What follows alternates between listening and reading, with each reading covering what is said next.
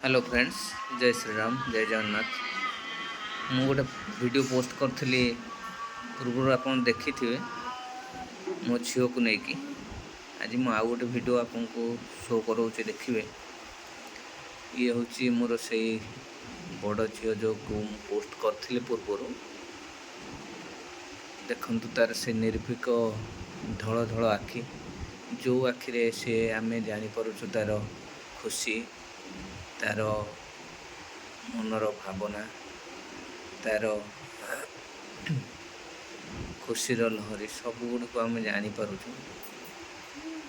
ବହୁତ କିଛି ଭିଡ଼ିଓ ମୁଁ ସେୟାର କରିବି। ହେଉଛି ମୋ ଝିଅ, ତାର 16 ବର୍ଷ। କେବେ ବି ସେ ଚାଲିପାରେନି, ଆମେ ତାକୁ ଟେକିକି ଏମିତି ବସୁ। ଆଉ ଝାଡ଼ା ପରିସ୍ରା କହେ ସିଏ। ଆଉ ମୁଁ ତ ସବୁବେଳେ ରହିପାରେନି, ତା ମାଆ ସବୁବେଳେ ତାକୁ ନେଇକି ଝାଡ଼ା ପରିସ୍ରା କରାଏ। ବହୁତ କଷ୍ଟ ଆଜ୍ଞା, ବହୁତ କଷ୍ଟ।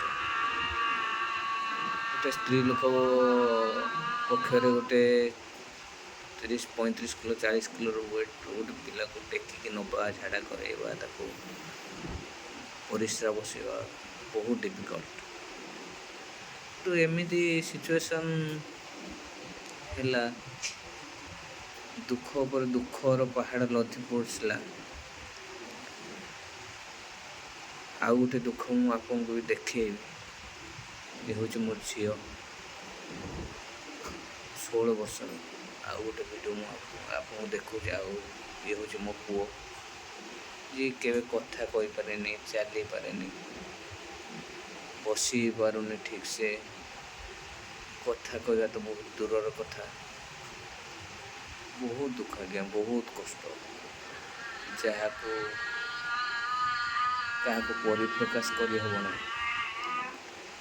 ବହୁତ ଦିନରୁ ଭାବିଛି ସୋସିଆଲ୍ ମିଡ଼ିଆରେ ଏ ଜିନିଷକୁ ପୋଷ୍ଟ କରିବି ବୋଲି, କିନ୍ତୁ ମନରେ ଆସିନା ମୁଁ ମୋ ପିଲାମାନଙ୍କୁ ସୋସିଆଲ୍ ମିଡ଼ିଆରେ ପୋଷ୍ଟ କରିବିନି। ତ ଏମିତି ଭାବିଲି ଯେ ହେଉଛି ସମସ୍ତଙ୍କ ସହିତ ଏ ଦୁଃଖ ଗୁଡ଼ିକ ସେୟାର କଲେ, ଦୁଃଖ କୁହନ୍ତି ସମସ୍ତେ, ଯଦି ସମସ୍ତଙ୍କ ସହିତ ଦୁଃଖକୁ ସେୟାର କରାଯାଏ ତାହେଲେ ଦୁଃଖ କିଛି ଉପଶମ ହୁଏ।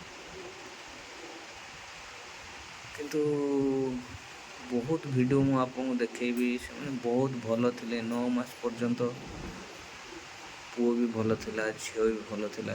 ଏମିତି ଗୋଟେ ହେଲା ଯେ ଝିଅର 9 ମାସରେ ହଠାତ୍ ଜ୍ୱର ହେଲା, ସେ ଏମିତି ହେଇଗଲା। ପୁଅ ବି ଠିକ୍ ସେମିତି 9 ମାସରେ ତାର ବି ସେମିତି ଜ୍ୱର ହେଲା, ସେମିତି ହେଇଗଲା।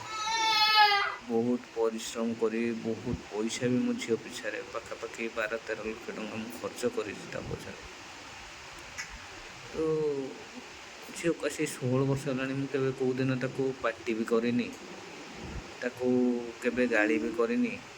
ଆଉ ପୁଅ ତ ଛାଡ଼, ସିଏ କିଛି କହିପାରୁନି, ଭୋକ ଲାଗିଲେ କାନ୍ଦିବ, ଆଉ ନିଦ ଲାଗିଲେ କାନ୍ଦିବ।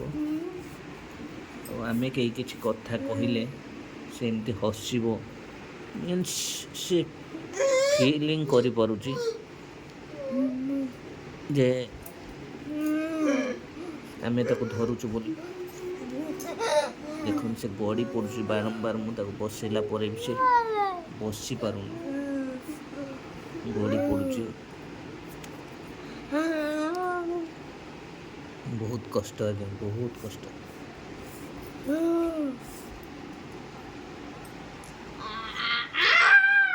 ଏମିତି ଆବାଜ ହିଁ କରେ ସେ, ଖୁସି ହେଇଗଲେ ହସେ। କରିବୁ ଆଜ୍ଞା, ବହୁତ କଷ୍ଟ। ମା ବି ବହୁତ କଷ୍ଟ ପାଉଛି। ବହୁତ କିଛି କହିବି ଆଜ୍ଞା, ସବୁ ତ ଗୋଟେ ଭିଡ଼ିଓରେ କହିବା ସମ୍ଭବ ନୁହେଁ। ଆଗକୁ ବହୁତ ଭିଡ଼ିଓ କରିବି ମୁଁ ଆପଣଙ୍କୁ, ବହୁତ ଭିଡ଼ିଓରେ ମୁଁ ଆପଣଙ୍କୁ ଏମାନଙ୍କର ସବୁ କଥା କହିବି। ଯାହା ଯାହା ବିଗତ ଦିନରେ କଟିଯାଇଛି ସମୟ, ତାକୁ ମୁଁ କହିବି। ପୁଣି ପର ଭିଡ଼ିଓରେ ମୁଁ ଆପଣଙ୍କୁ ନେକ୍ସଟ ଭିଡ଼ିଓରେ ସବୁ କଥା କହିବି।